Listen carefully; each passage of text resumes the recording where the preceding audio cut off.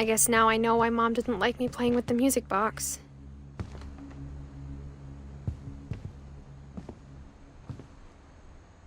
Edie's father, Odin, built the original house.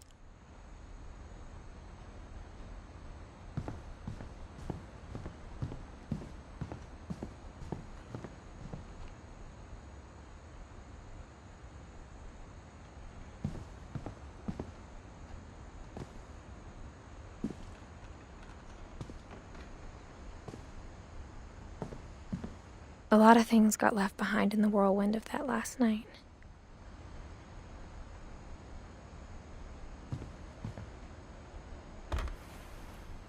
Edie told me once that every Finch who ever lived is buried somewhere in the library.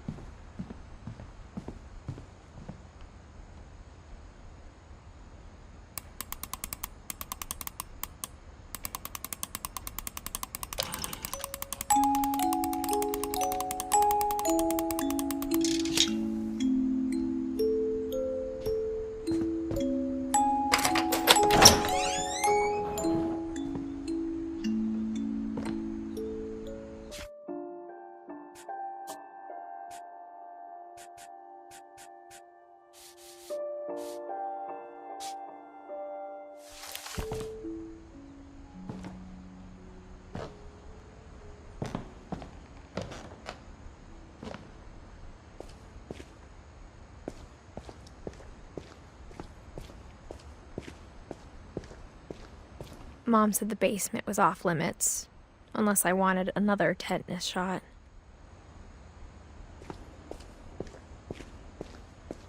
I saw Edie sneak down to the basement once, carrying packages. I thought maybe she was hiding presents. It turned out she was hiding a lot more than that.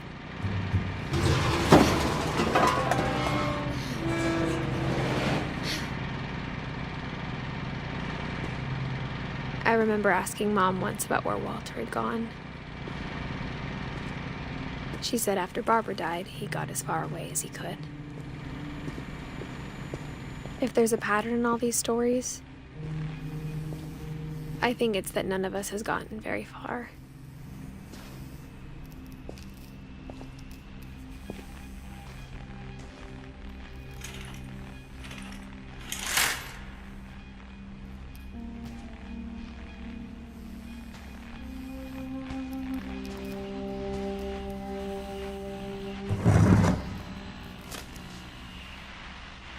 Goodbye, everyone.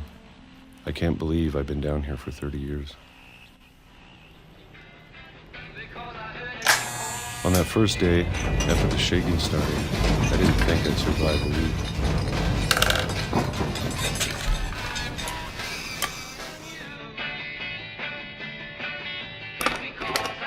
But after a few days, I settled into a routine. That's what kept me sane. Having a schedule, living for today. I always expected to be dead tomorrow. But if you wait long enough, you get used to anything.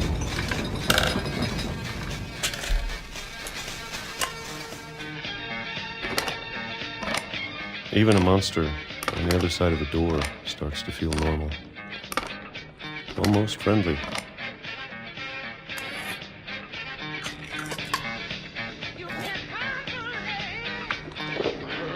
And then one day, everything just stopped. Whatever that thing was, it was gone. Maybe it got tired of waiting. Or maybe I just got tired of being afraid.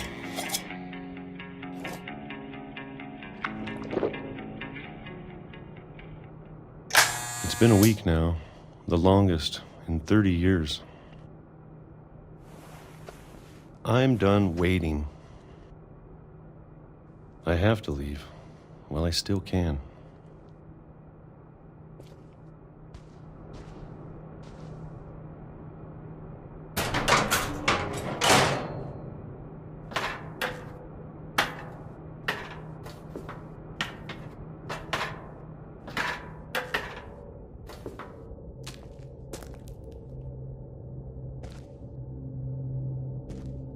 I know it's out there, somewhere.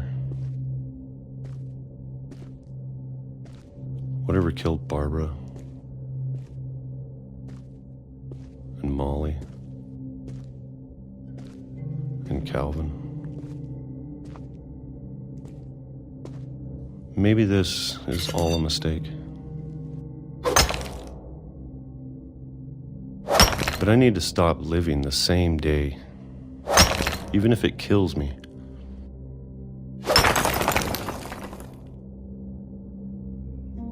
Whatever's out there, I want you to know I'm ready for it. I'm going to appreciate all of it, especially the food. I don't mind if I only have a year left, or a month, or a single week. I'd be happy with one new day. I can already imagine the sun on my face.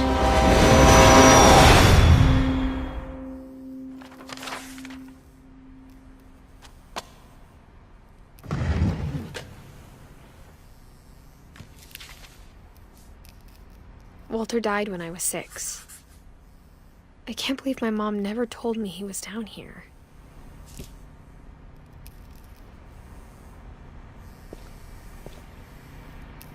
I'm sure my mom was trying to protect me.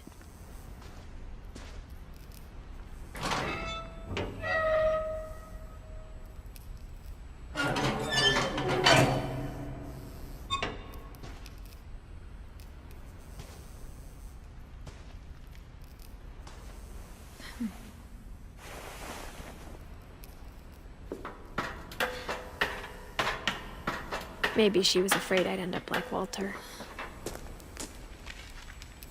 But if she never told me about an uncle under the house, I can only imagine what else she was hiding. I don't want to make the same mistakes she made.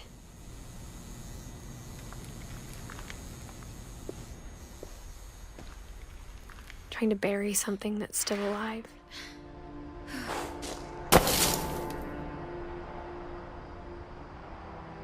Now that there's only one of us left, or maybe 2,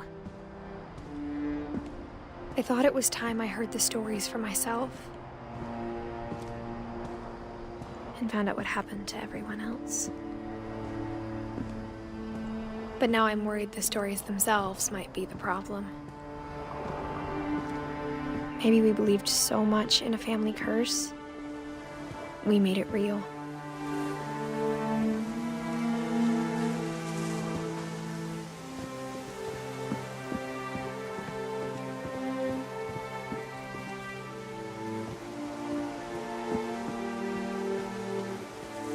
I don't know if I should even be writing this.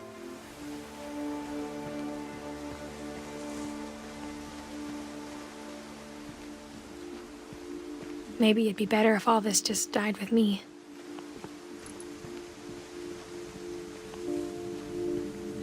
But I thought you should know about your family.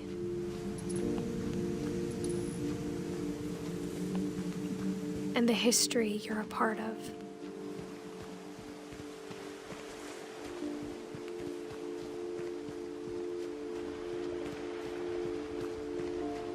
Though to be honest, I feel as lost as you probably do right now. I think the people in these stories believed them, for what that's worth.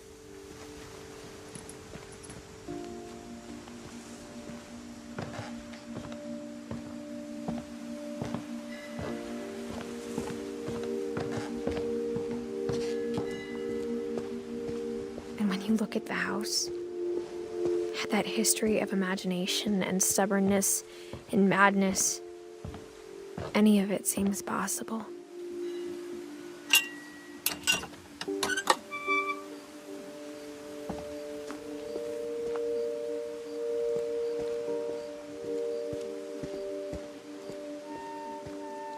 I think we've been surrounded by death for so long, we've just gotten used to it. What kind of family finishes building a cemetery before starting the house?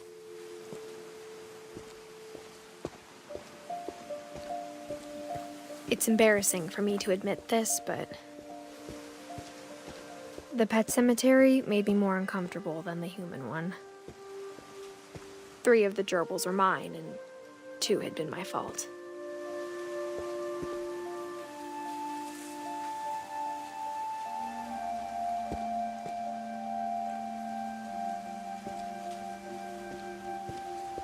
Sven built the house, but it was Edie who designed the cemetery.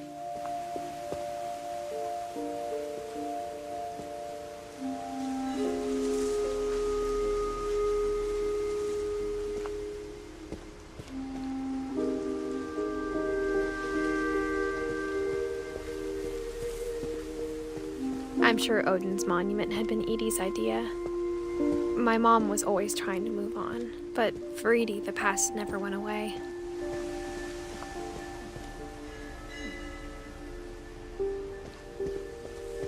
She could see it poking out of the water at low tide.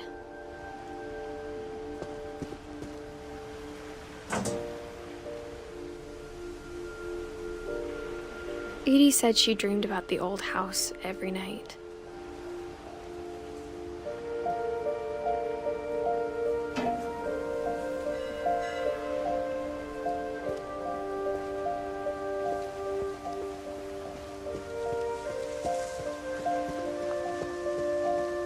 Edie's side was always easier for me to understand. But the older I get, the more I can see where my mom was coming from. Her dad had been pretty strict, but it wasn't enough to save her brothers. She was just trying to do better.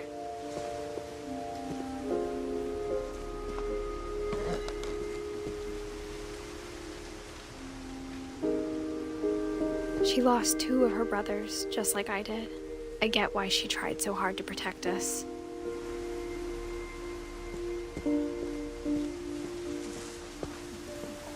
There's so many things I wish I could ask my mom now. Part of me thinks this is what she wanted all along. For me to come back someday and find everything out for myself.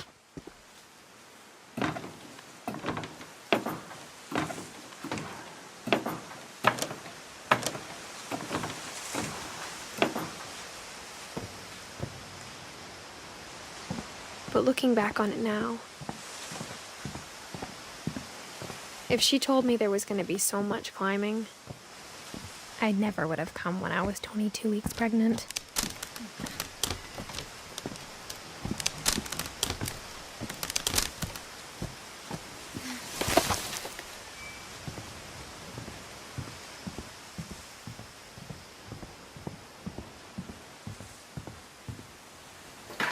I never met Grandpa Sam, but I think he and my mom had a lot in common.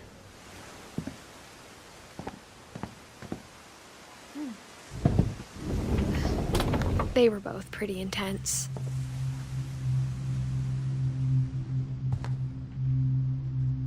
Sam spent his life shooting photos, but Mom said he got nervous being in front of the camera. I guess we're all afraid of something.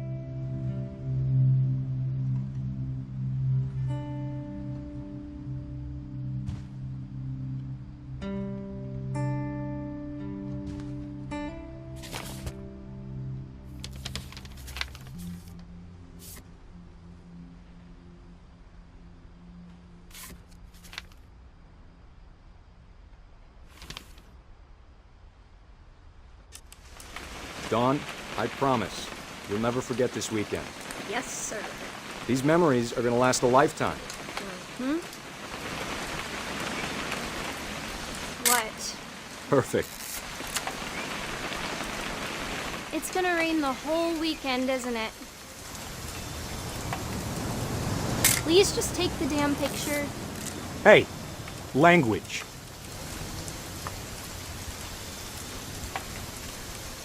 I will never forget this weekend, Dad. That's the spirit. Okay, got it. I'm gonna take some pictures, okay?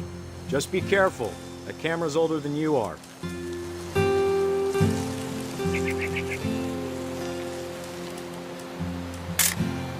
Aw. You're right, Dad. It's starting to clear up. still freezing, though.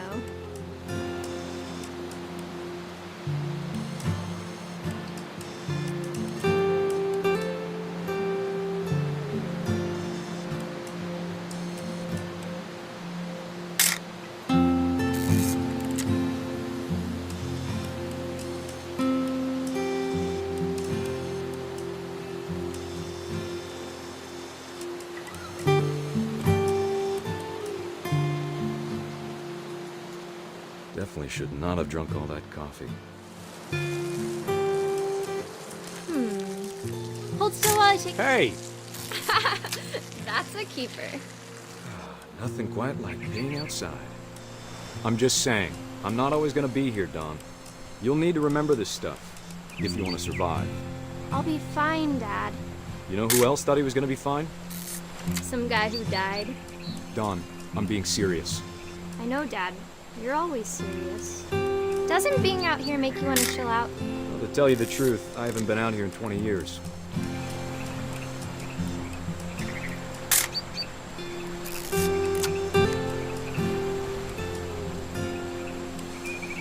Last time I was with my brother Calvin. Man, that was a great trip. Your grandpa Sven taught us how to fish, how to build a fire. Dad! Good eyes, Don. Before you take the shot, let me get a picture of you.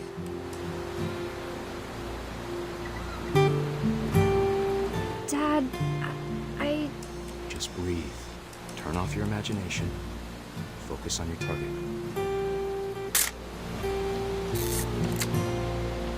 Let me get behind you.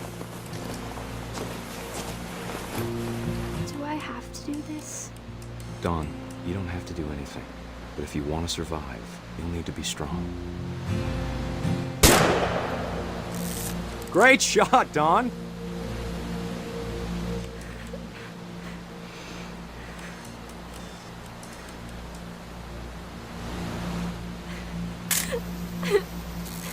I'm proud of you, Don.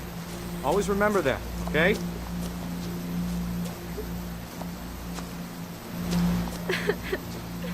Dad, it's twitching. I think That's it's totally so... normal, Don. Just focus on the camera. Try not to think about... Dad!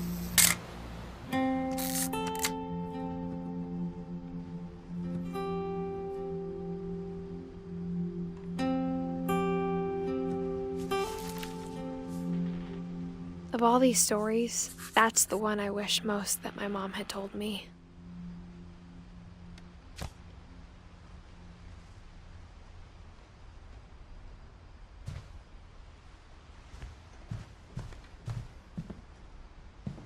Instead of hiding from death, Sam seemed to go out of his way to meet it.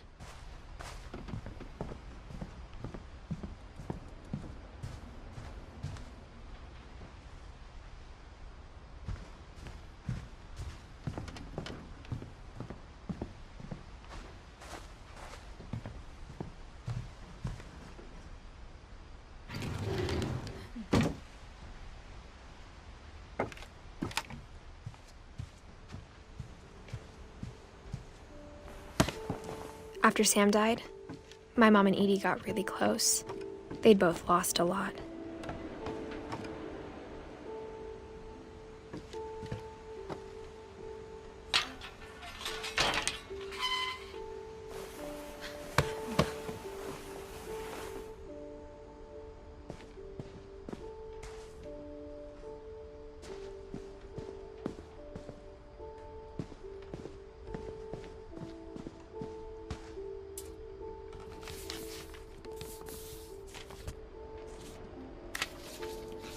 Dear Kay, do you remember the way Gregory used to laugh when he thought he was alone?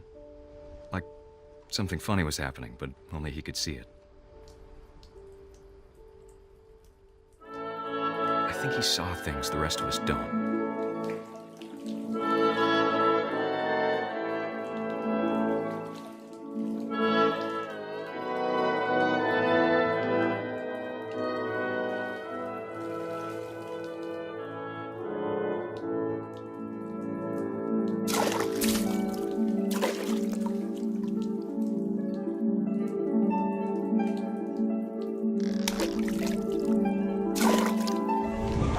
over, Gregory. It's time to... Hold on, sweetie. Hello? Sam, I told you I don't want to talk right now. I wonder what he saw. What his world was like.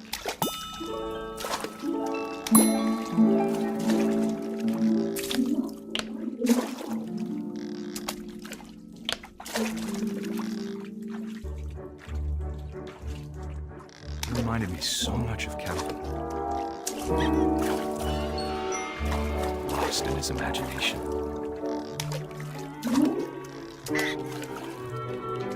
Whatever it was, he saw.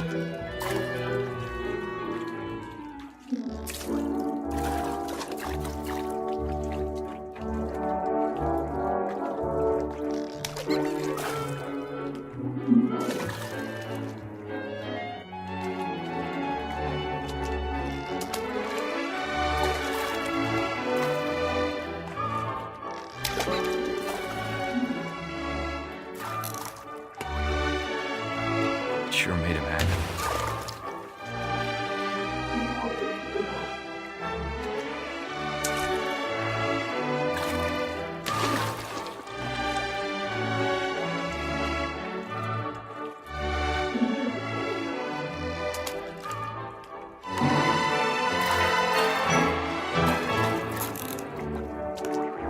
I know how silly it sounds.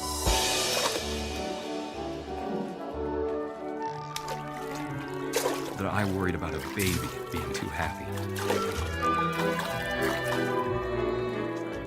But I could feel him slipping away. Sorry about that, Gregory.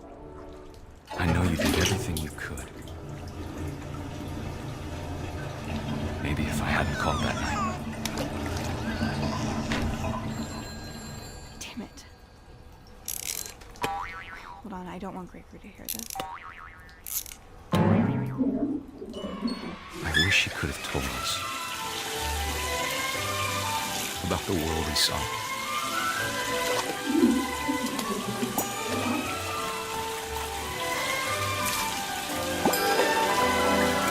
There's so much I don't understand about Gregory, about everything.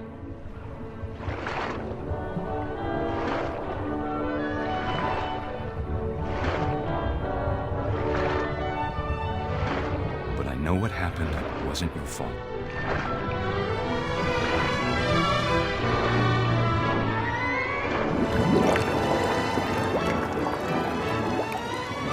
I'm sure he's happy. And he'd want you to be happy too. Good luck, Kay. Love, Sam.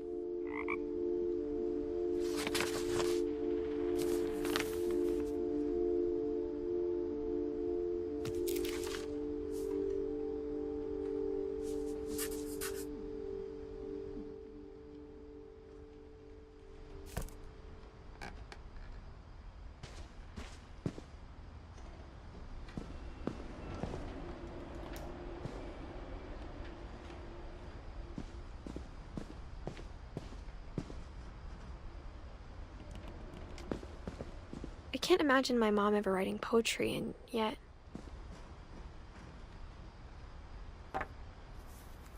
A poem for Gus, who always said the wedding was a bad idea.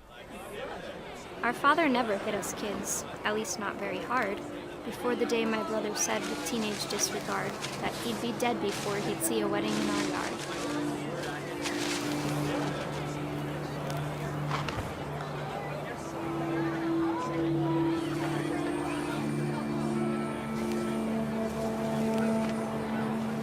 My father made him come, of course, but Gus stood far apart, just flew his kite and bottled up the storm inside his heart.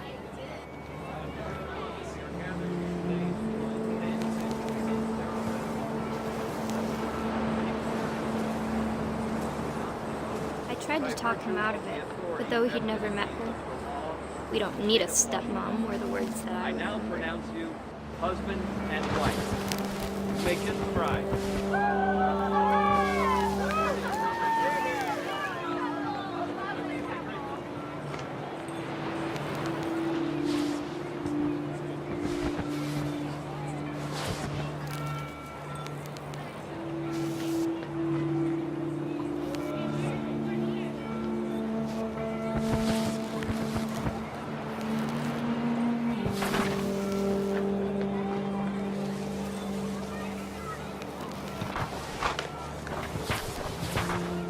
When the time for photos came, Dad ordered him to come here. But Gus declined, and as a sign held up his middle finger.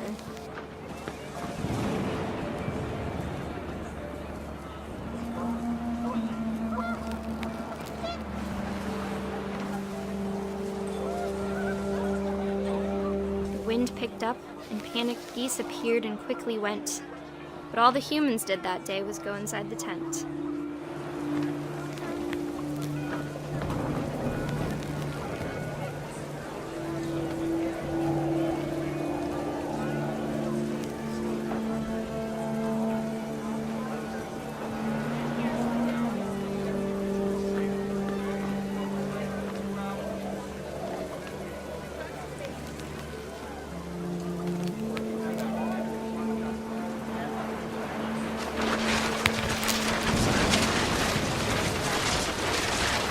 Rain came down in buckets then, but no one seemed afraid that nature might destroy the tent our dad had crudely made.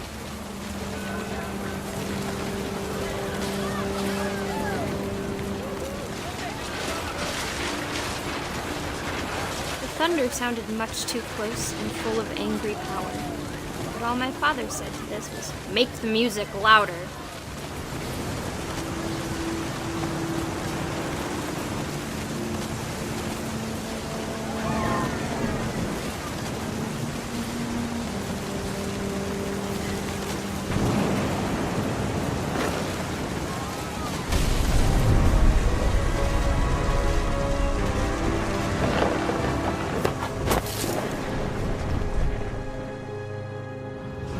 I wish that I could truly say I thought about you on that day.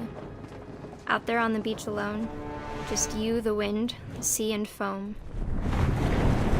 But I didn't, until we found you.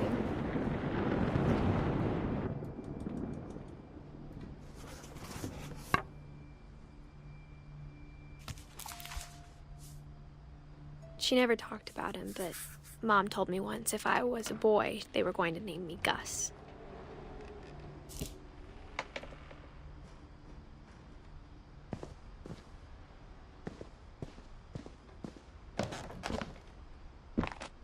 My mom moved up to the loft after her brothers died. At the time, it was as far away as she could get.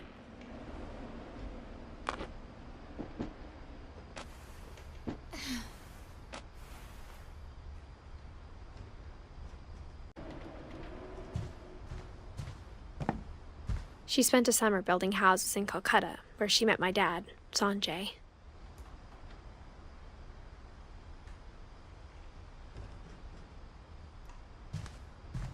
Religion was another thing my mom never talked about, but I think it helped her a lot after her dad died.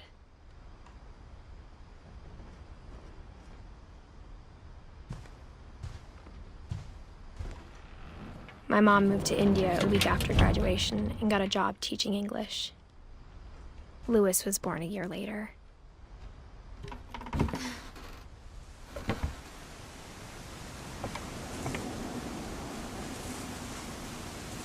When my dad died, I don't think Mom knew where else to go. I'm sure Edie was happy to have her back.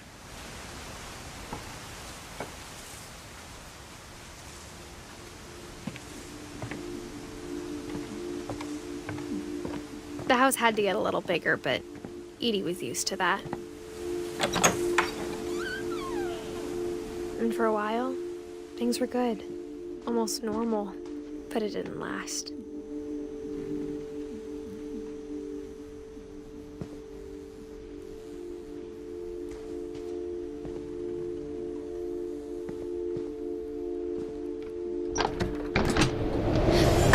The beginning of the end was Milton's 10th birthday, when Edie gave him a castle. After Milton disappeared, the only thing he left behind was a room full of paintings.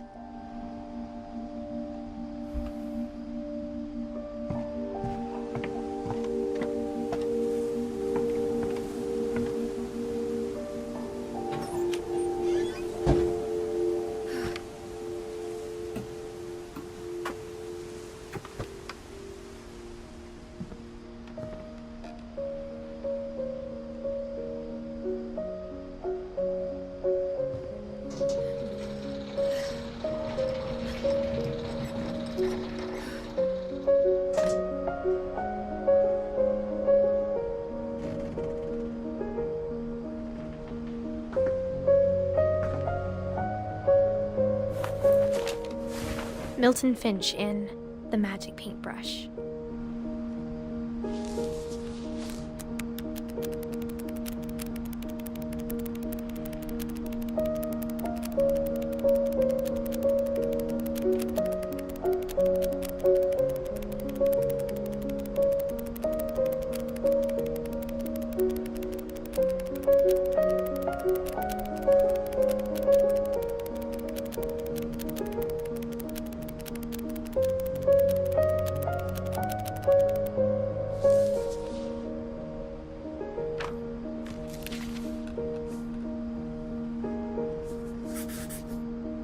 I was 4 when Milton disappeared.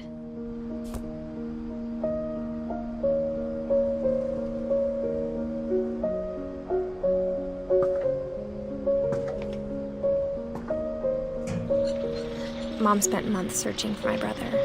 Then she sealed the doors.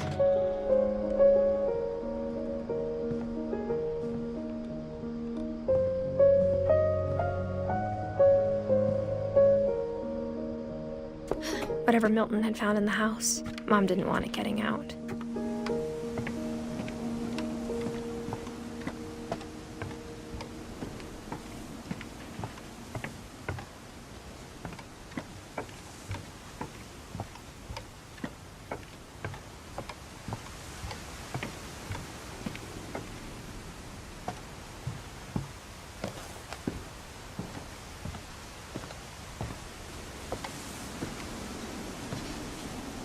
Mom definitely blamed Edie, but I think Louis blamed himself. After he graduated, he just spent more and more time in his room, until Mom got him a job at the cannery. Everyone always told me to stay out of Louis's room, except Louis.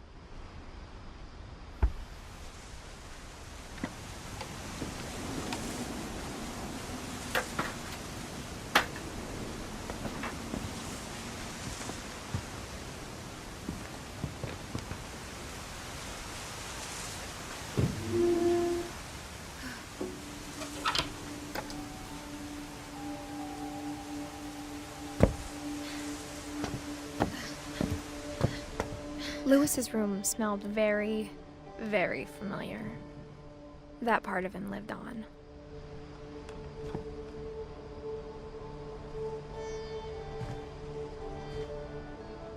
Louis and I spent a lot of time playing games together, but he was surprisingly bad at them.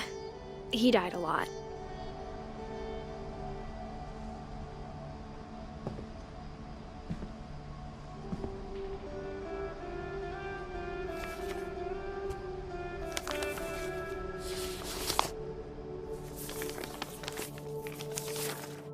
Dear Mrs. Finch, as Louis's psychiatrist, I can understand your desire for an explanation.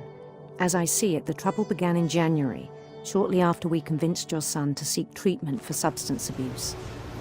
Newly sober, I believe Louis first noticed the monotony of his daily life.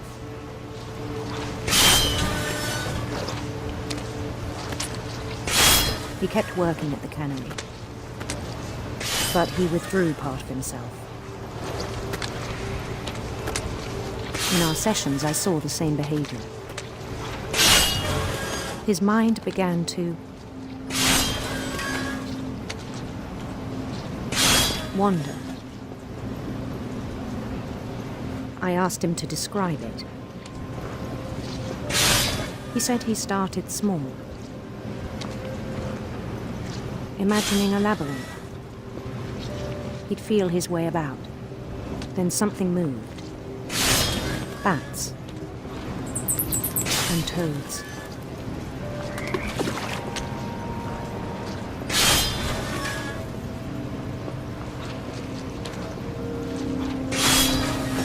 And things that have not names.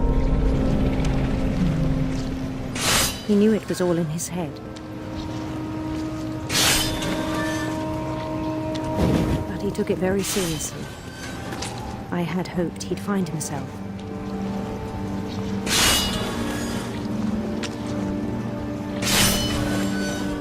But he found something more. I worried about him then. Daydreaming at the cannery. I spoke with his boss. But he said Lewis had become a model employee. Methodical, tireless, focused. Like a whole new Lewis. So I let him go on.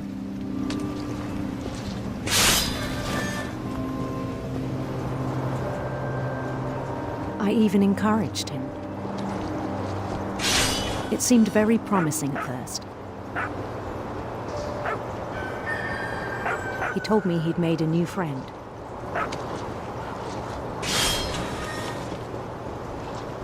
On the edge of a city he named Lewis Topia. He built the city up slowly, brick by brick. Then he made musicians.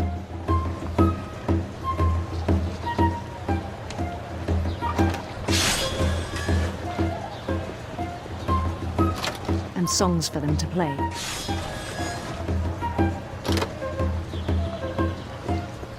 He talked about starting a band.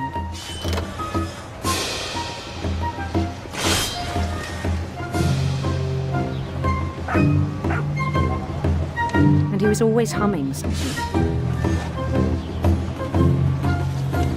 Every day his imagination grew stronger.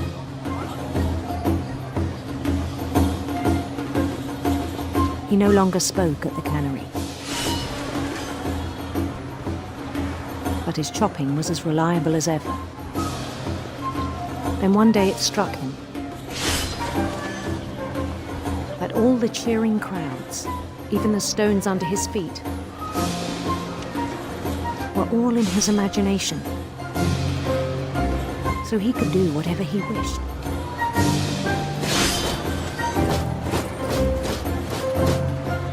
He held an election for mayor. And he won. They begged him to stay, but his mind was already wandering.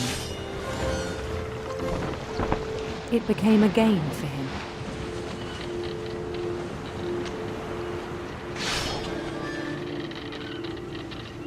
He'd conquer a city, then immediately push on. New Louisville.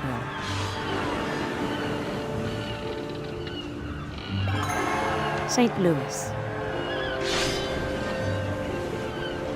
He started drifting away from our reality.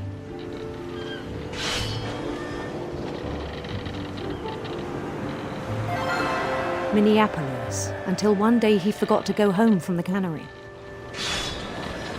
Even as his mother pleaded with him, part of Lewis kept sailing on.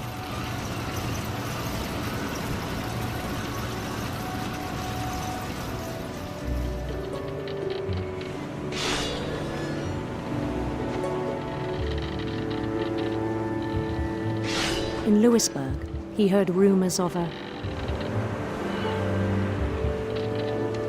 handsome queen.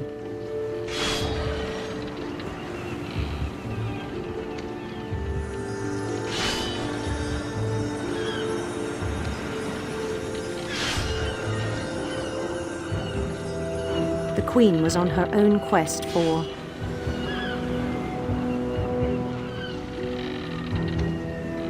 sinister serpents.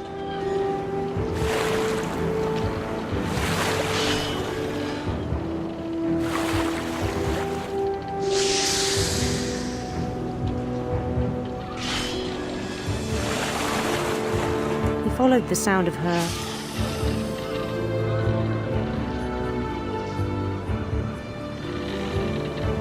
electric sitar.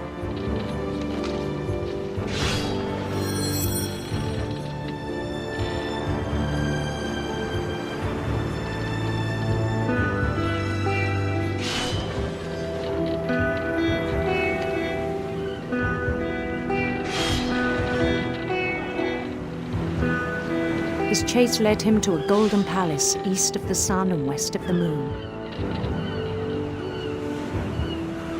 Even then, his logic remained sound.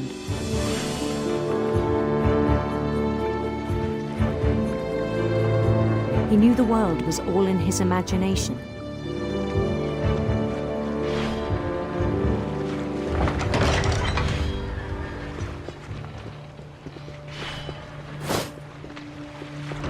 But he was so proud of having created it. In his own eyes, he'd become something greater than a king.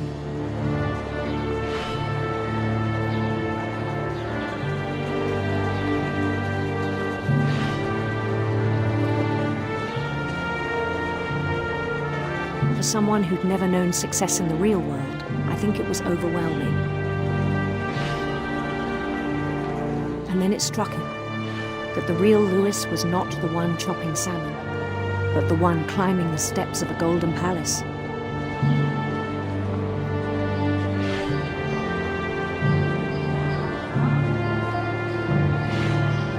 My imagination is as real as my body, he told me. It was hard to argue with him.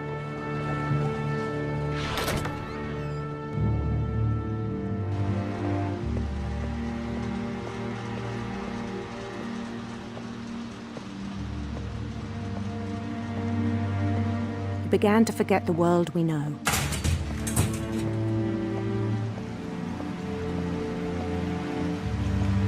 I think it pained him to remember Lewis, the cannery worker.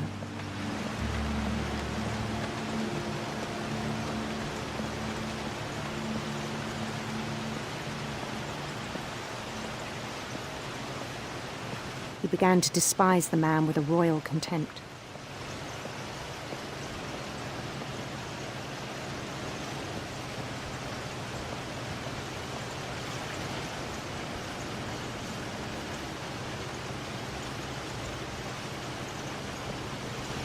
I still thought I could save him.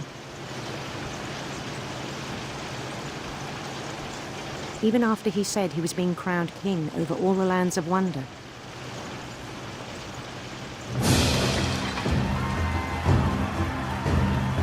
The palace would be packed with his companions.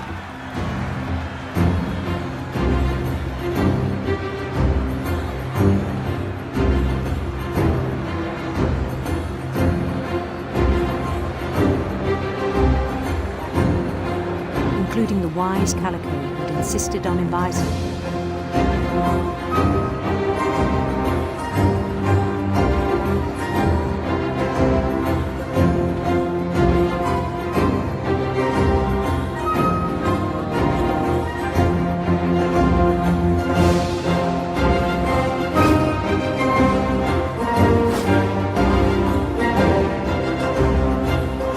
His queen waited, holding his crown.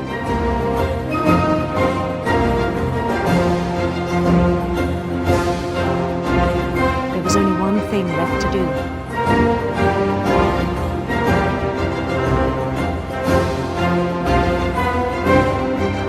Bend down his head.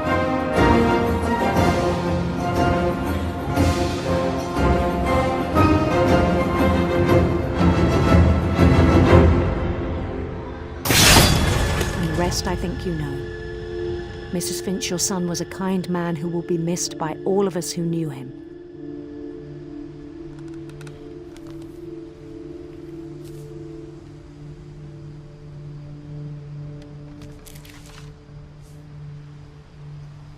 My brother was really cool.